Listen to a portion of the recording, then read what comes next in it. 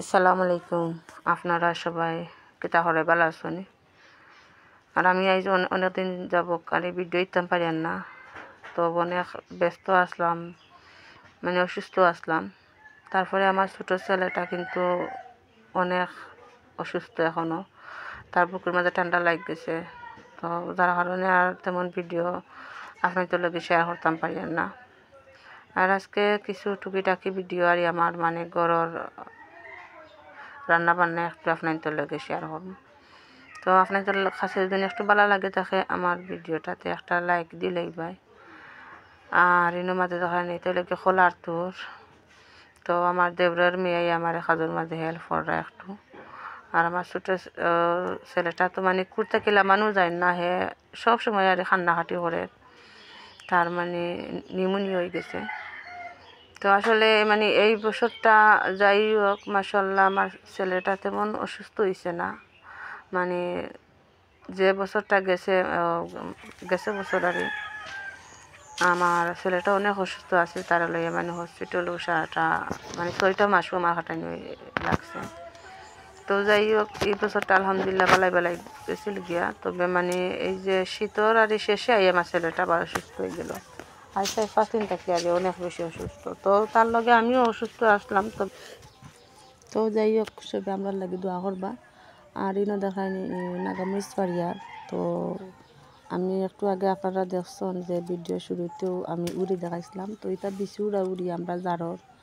আর আজকে ওটা রান্ধি মিটটা কিন্তু মানে শুভ বেড়াতের দিনের ইফতারর লাগে আর রান্না করছিলাম, তো ওই আপনাদের লাগে একটু শেয়ার করব। আর রোজা রাখিয়া তো মানে এত সুন্দর করে গুছাই গেছে ভিডিও তো এটা সম্ভব হয় না, তাও আমার ছেলেটা তো আরও অলরেডি অসুস্থ। আর নইলাম হয়ে গেছে বাখর পাতা নেওয়ার লাগিয়া। আর বাখর পাতা তো না হইলে আবার ভালো লাগে না। বাখর পাতা এখন কি শীতের দিনে যে কোনো চালমো বাখর পাতা বানাই। আর আজকে কিন্তু আমার একটা উদ্দেশ্য ভিডিওটা ছাড়া, মানে আমার খুব দুঃখ লাগছে যখন মানে ঘুম থেকে উঠিয়াও সকালে যখন এই নিউজটা দেখলাম, তো আপনাদের লাগে একটু শেয়ার করবো, হয়তো আপনারা অনেকে জানেন।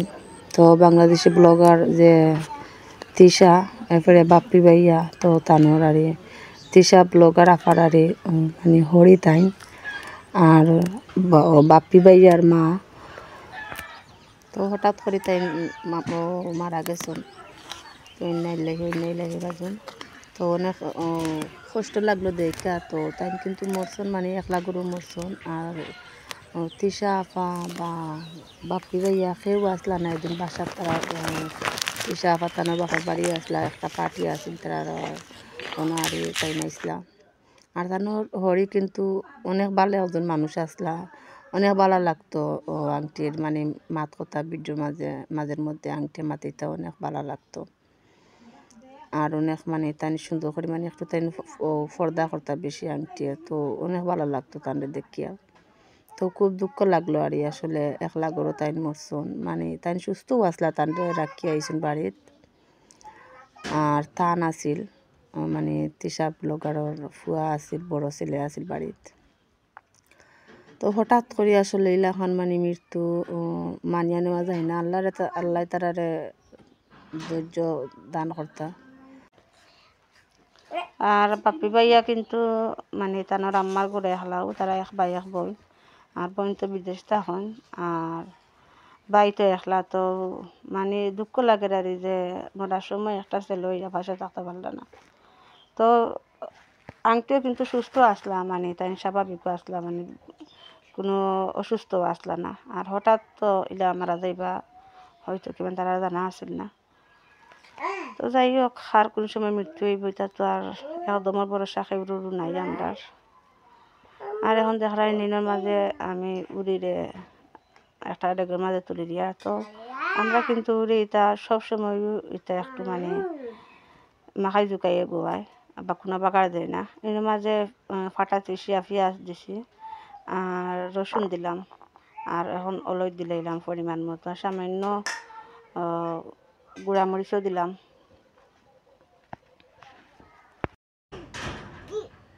আর দিলাম মানে মাঝে দিয়ে বাঙ্গা কাঁচামরিচ দিলাম, আর 2-3টা গন্ধা লুকন দিলাম আর একটা নাগামরিচ দিলাম। তো এটা কিন্তু আবার মানে বেশি রাউডির মাঝে একটু জাল না হইলে মানে খাইতে ভালো লাগে না, তো আমরা একটু জাল দেই বেশি।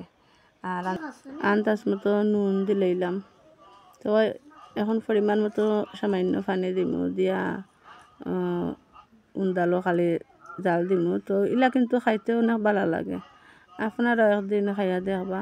আমরা কিন্তু সাধারণ মানুষ, সাধারণ রান্নাগুলোও আপনাদের লগে একটু শেয়ার করি। আর এখনও তো আমার উড়ে সিদ্ধ হয়ে গেছে, তো এখন বালা করে দুধ দিয়ে আর সামান্য বাঙ্গিমু। না বাঙ্গিলে আবার মানে ভালো লাগে না, আস্তে আস্তে এটা বেশি উড়াউড়ি দেখতে ভালো লাগে না, একটু মানে বাঙ্গিয়া দিলে ভালো লাগে খাইতে বেশি।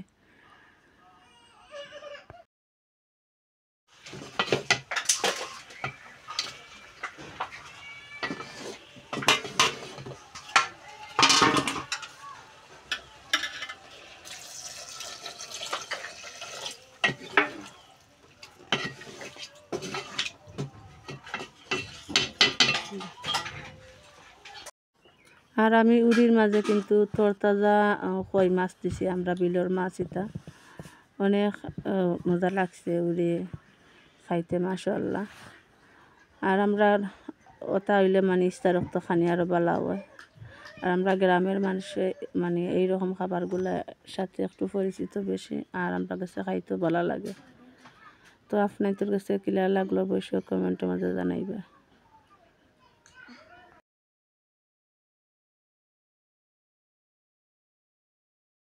দেখায় নিকিলা বাতাস বাইরে, এর লাগে তো আমি আমার রান্না করাইয়া রান্তাম পারি না, বাতাসও লাগে খুব বেশি বাতাস, সব সময় থাকে বাতাস, একবারও আর বাতাস ছাড়ে না, ঠান্ডা ঠান্ডা বাতাস।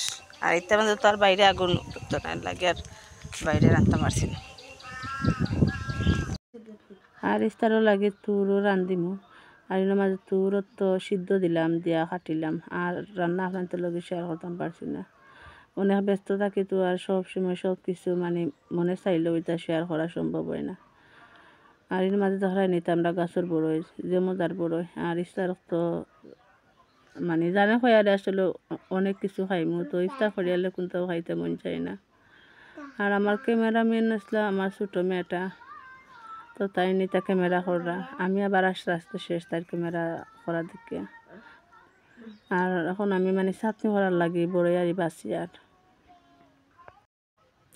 আমি এত বেশি মানে চাটনি খাই না, বেশিরভাগও দেখা যায় মানে বড়োর দিন আইলে বড়ই বা আমর দিন আইলে আম চাটনি, বড়ই চাটনি একটু বেশি পছন্দ করি।